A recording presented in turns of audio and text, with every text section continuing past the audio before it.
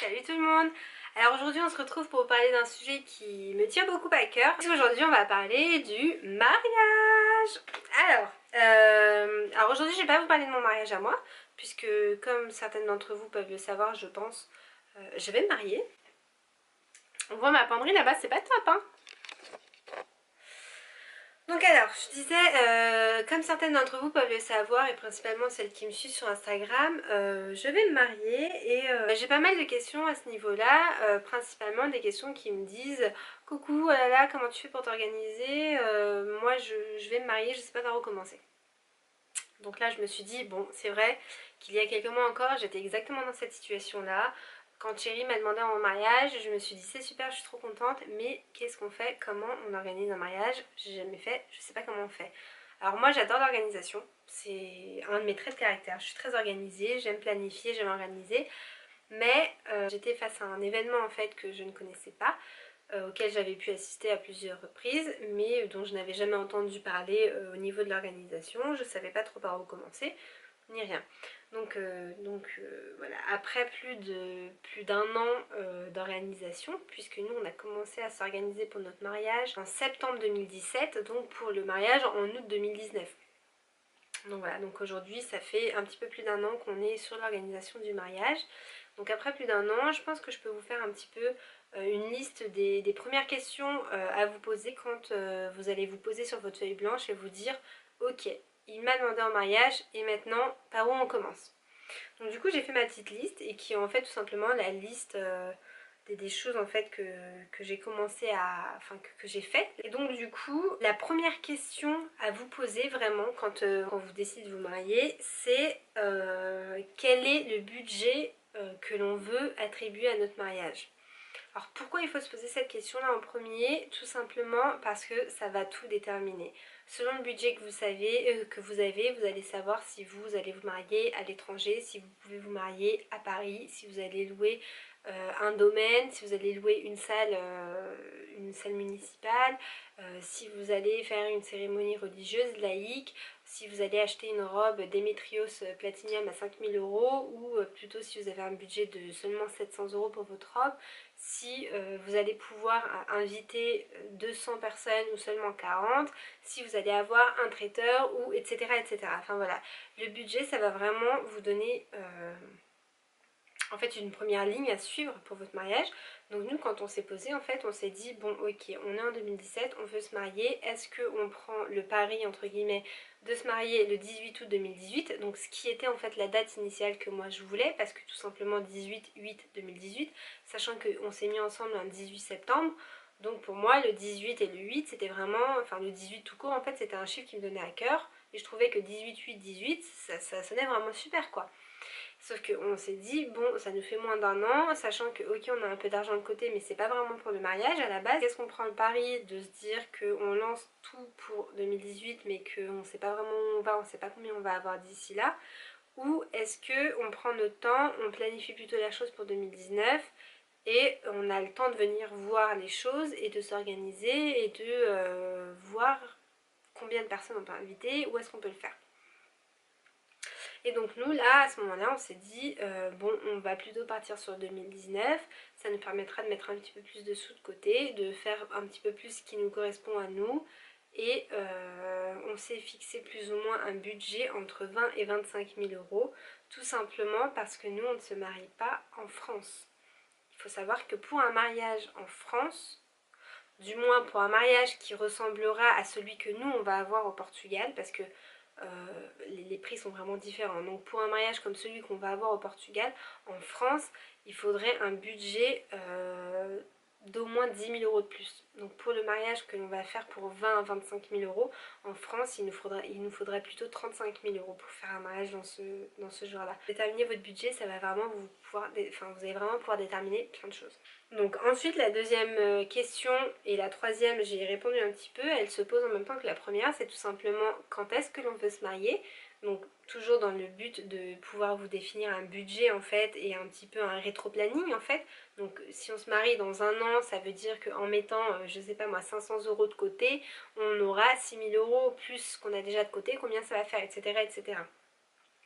Et donc la troisième question, où Donc, ou c'est principalement pour des personnes comme nous qui avons des familles à l'étranger, qui avons la double nationalité, ou pour vous qui vivez à Toulouse mais qui avez de la famille à Paris par exemple, est-ce que vous vous mariez plutôt à Paris, est-ce que vous vous mariez à Toulouse, voilà, ça dépend vraiment de tout le monde ça. Nous la question s'est posée, est-ce qu'on se marie en France, est-ce qu'on se marie au Portugal? Elle s'est posée mais pas pendant très très longtemps, d'une parce qu'au Portugal c'était quand même relativement moins cher et on pouvait avoir, pas mieux, mais en tout cas on pouvait avoir quelque chose d'assez extraordinaire entre guillemets pour le prix de quelque chose de banal ici en France.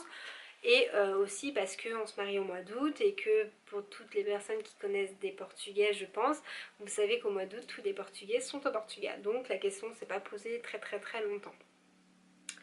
Ensuite, la quatrième question que l'on s'est posée, c'est quel genre de mariage on veut. Donc alors là, je dirais pas que c'est la question du thème, mais c'est une question qui emboîte la question du thème, tout simplement parce que par genre de mariage, je veux dire, est-ce qu'on veut un mariage très traditionnel, donc est-ce qu'on veut aller à l'église, est-ce qu'on veut se marier à la mairie, ou est-ce qu'on veut un mariage plutôt original, est-ce qu'on veut une cérémonie laïque, est-ce qu'on veut se marier sur la plage, est-ce qu'on... Enfin voilà, vraiment des questions de quel genre et pas quel thème. Plus vraiment le genre du style, est-ce que je veux un mariage très bling bling à l'américaine, est-ce que je veux un mariage plutôt très simple et juste être avec mes parents, mes frères et mes sœurs. Voilà, c'est ce genre de questions là.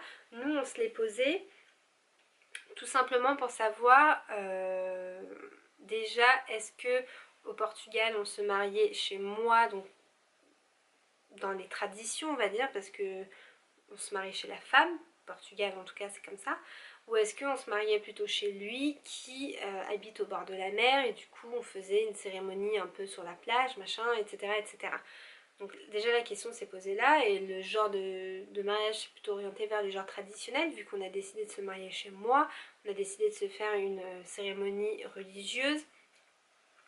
Donc tout ça pour moi ça rentre dans la question du genre de mariage qu'on veut. Est-ce qu'on veut être très traditionnel ou est-ce qu'on veut vraiment sortir du lot et faire un mariage, je sais pas moi, au milieu d'une écurie, sur la plage, dans un champ. Enfin, voilà, c'est vraiment pas le thème, hein, parce que pour moi le thème c'est encore quelque chose de plus pointu et de différent. Donc ça c'était la quatrième question, et donc je vais m'arrêter à 5 questions tout simplement parce que les 5 autres sont des questions qui parlent vraiment dans les détails et je pense que ça ce sera plutôt l'objet d'une autre vidéo. Donc la cinquième question, donc c'est toujours pour emboîter les fameuses questions que je vous disais plus précises, c'est sur quel point veut-on mettre l'accent et sur quels éléments. Donc alors là j'entends, je sais pas si vous regardez 4 mariages pour une lune de miel, mais elles disent toujours quel va être ton point fort. À moi c'est l'ambiance, moi c'est machin, moi c'est machin. C'est un petit peu dans cette optique là que je pose cette question. Et nous c'était principalement sur est-ce qu'on veut mettre le point fort sur le lieu et que genre quand les personnes arrivent sur notre lieu se disent waouh, wow, c'est splendide, ils ont dû payer au moins 50 000 € pour avoir ça, etc. Ou est-ce qu'on veut plutôt mettre un point d'orgue à l'émotion? Est-ce qu'on veut, est-ce que notre but en fait c'est que tout le monde se dise ils sont trop beaux, ils sont trop amoureux, c'est magnifique et que tout le monde soit en train de pleurer? Ou est-ce qu'on veut juste que ce soit une ambiance de folie et que dans 10 ans on nous en parle encore en nous disant oh là là mais à votre mariage c'était tellement éclaté jusqu'à 7 h du matin, c'était trop cool? Voilà, c'est un peu cette question là. Et nous on se les posait tout simplement parce que ça va vous aider à orienter un petit peu que ce soit le thème de votre mariage mais aussi les prestataires qui vont intervenir sur votre mariage. Pourquoi? Parce que si votre point d'orgue c'est l'ambiance, il va falloir que vous fassiez très attention au DJ que vous allez choisir. En revanche, si votre point d'orgue c'est le lieu, forcément le lieu va jouer. Si votre point d'orgue c'est l'axe, c'est l'émotion, il va falloir jouer énormément sur peut-être la cérémonie, qu'elle soit religieuse ou laïque, sur les vœux à échanger, etc., sur les discours, quelle personne vous allez nommer pour faire des discours. Tout ça, ça va énormément jouer pour tout ce qui est émotion. Et donc nous, on n'a pas vraiment réussi à se décider. Avant de choisir le lieu, moi j'étais un petit peu butée sur le fait que je voulais qu'on ait un lieu d'exception et beaucoup d'émotions. Moi c'était mes deux points vraiment très importants.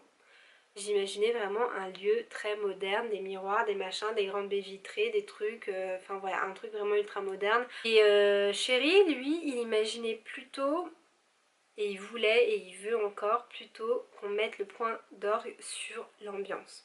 Lui, ce qu'il veut, c'est que les gens s'amusent autant que nous, que les gens profitent autant que nous, qu'il n'y ait pas ma famille, sa famille, mais qu'il y ait nos familles ensemble, que tout le monde vraiment s'amuse ensemble, qu'il n'y ait aucune différence entre nos familles, que tout le monde se sente uni ce jour-là. Il veut aussi de l'émotion, donc je pense que c'est des deux points sur lesquels on s'est fixé après, puisque notre lieu qu'on a choisi au final, et ça je vous en parlerai dans une prochaine vidéo qui s'intitulera sûrement comment choisir le lieu de son mariage ou quelque chose comme ça, notre lieu n'est pas du tout ce à quoi je m'attendais moi. En soi ça reste un lieu d'exception, mais du coup qui s'imbrique dans notre genre de mariage traditionnel, étant donné que notre lieu n'est pas du tout un lieu hyper moderne comme je l'imaginais, mais plutôt quelque chose de très traditionnel.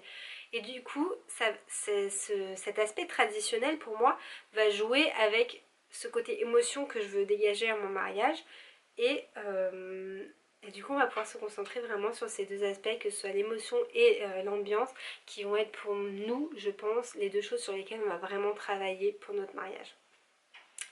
Et donc voilà, on en vient aux 5 questions qui sont pour moi essentielles de se poser dès le début de l'organisation d'un mariage. Je vais vous laisser comme ça, tout simplement parce que les questions à vous poser après feront l'objet de plusieurs autres vidéos. Je pense que je vais lancer en fait toute une catégorie de vidéos sur le mariage, parce que c'est un sujet qui me tient à cœur, je suis en plein dedans et donc forcément j'ai plein de choses à vous raconter dessus.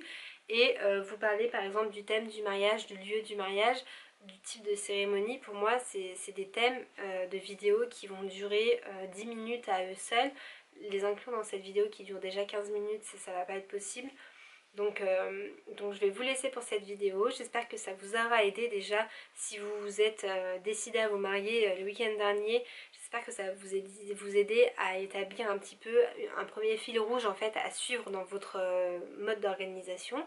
Et je vous retrouve très très vite pour une prochaine vidéo et pour vous aider à répondre à toutes les questions qui vont venir, parce que croyez-moi, quand vous êtes en pleine organisation de mariage, des questions que vous vous posez à vous-même, hein, il y en a à revendre. Par contre, les réponses, elles sont pas là très très souvent, mais vous inquiétez pas, des questions, vous allez en avoir des centaines et j'espère que je serai là pour vous aider.